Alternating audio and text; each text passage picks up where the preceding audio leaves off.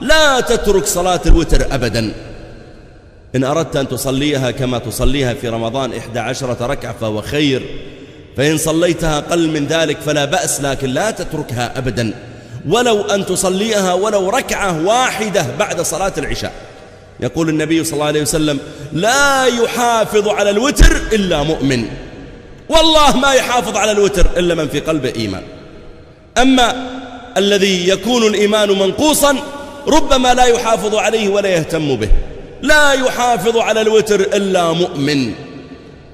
وقال عليه الصلاة والسلام: إن الله قد زادكم صلاة فصلوها ما بين صلاة العشاء إلى الفجر، يعني صلاة الوتر. ويقول صلى الله عليه وآله وسلم: عليكم بقيام الليل، يعني الوتر وما يتعلق به، عليكم بقيام الليل فإنه دأب الصالحين قبلكم وقربة إلى ربكم، وإن قيام الليل مطردة للداء عن الجسد. احرص أن لا تترك صلاة الوتر، ولو أن تصلي العشاء ثم تأتي بركعة واحدة، فإن صليت 3 ركعات فهو أفضل، وإن صليت 5 فهو أفضل، ومن زاد فله الزيادة. لكن المهم ألا تغلبك نفسك ولو على الأقل على ركعة واحدة، حتى تكتب طوال العام من قوام الليل عند الله تعالى.